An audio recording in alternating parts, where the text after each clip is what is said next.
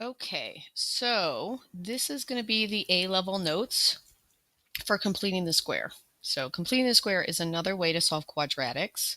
We've learned how to do it graphically, and you've learned how to do it by factoring. This is just one more method. And after this method, we're also going to do using quadratic formula next. So in order to solve by using the method completing the square, we have to talk about a special type of trinomial that we factor. So depending on the method that you use to factor, I'm going to show you both. I want you to notice something special about these types of problems. So this first one, if I'm going to use box method, I'll do one with box method and I'll do one with the other method, you'll see a pattern. So I've got my A times my C, which is 9, and my two factors that add to B are 3 and 3. So when I put this in my box, I'm going to put my x squared in the middle and then my 9. And then I'm going to put my 3x here and my 3x here. When I go to pull out my GCFs, and this is what I want you to notice, I get the exact same factor twice. So really, this is x plus 3 times x plus 3. And we typically write this, just to be efficient, like this. This is called a binomial squared. So it's a special type of thing that happens when we square the same factor twice, and we get a trinomial that looks like this.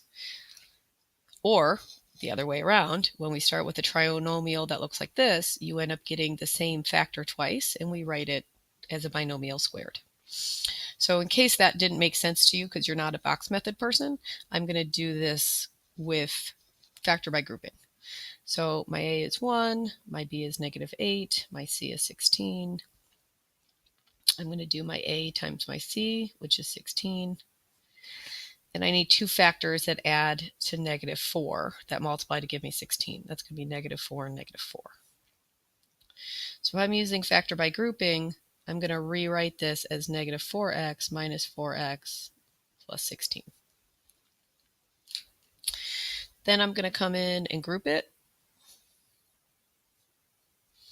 I'm going to pull out my greatest common factor here of x, leaving me with x minus 4. I'm going to pull out my greatest common factor here of -4, leaving me with x minus 4. So what you notice is that my repeated factor here is x minus 4, and so is the leftover. The leftover here is x minus 4. So again, we have the same situation that we had last time. It's the same factor times itself. So we would write this as x minus 4 squared. So what I want you to do now is pause the video, and I want you to factor this one. If you want to do it with box, that's fine. If you want to do it with group factor by grouping, that's fine. If you want to try to do it just by noticing the pattern in the two problems, go ahead and do that.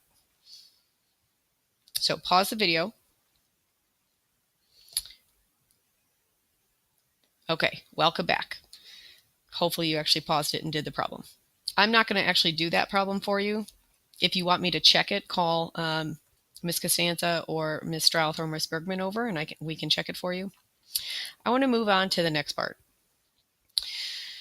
What this method actually uses is these binomial squared type situations.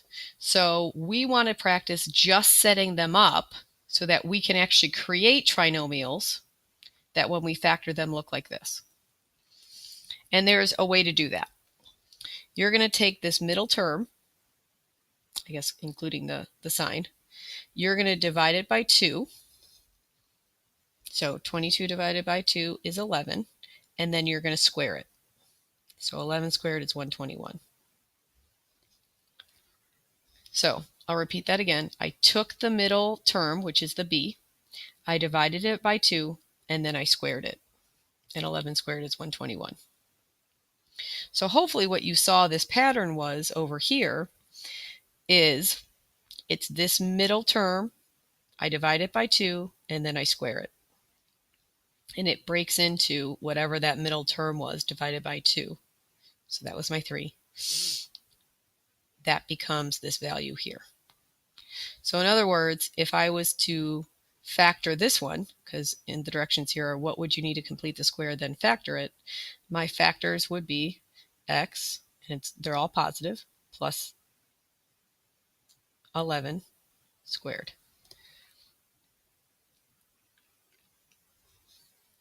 All right, so let's try another one. We would divide this one by 2, which gives us 2, and then we would square it. So this is 4. So if I'm going to factor this one, I would get x plus 2 squared. And again, this number is coming from this number here. So this 11 came from this 11 here. You need to square it so that you can see what we would need to complete the square. So for this one, we would divide it by 2. You would get 5. And then you would square it to get 25. In order to factor it, I would get x plus 5 squared. All right, so what I want you to do now is complete these next problems. Figure out what this c value is that would actually make it a square, and then factor it. Tell me what the two factors are that multiply to give you that trinomial. So you're going to do that for this problem and this one and this one. So pause the video. Okay, so hopefully you just paused the video and you actually did these 3 problems. If you want them checked, call one of your teachers over and we can check it for you. All right, we needed to start with that idea because this method uses binomial squared situation to solve quadratics. So we're going to jump down here to the actual notes. Here's the problem that we're going to do. Now, normally, we would, if we were going to factor, we would put this in standard form, and then we would name the A, B, and C. We do go through this whole process. Okay, that's not what's going to happen here. This is a different kind of method. So the first set of directions or steps say, make sure the constant is on the other side of the equation. The constant, if that number doesn't make sense or that word doesn't make sense to you, it's just that naked number. It's the number without the variable.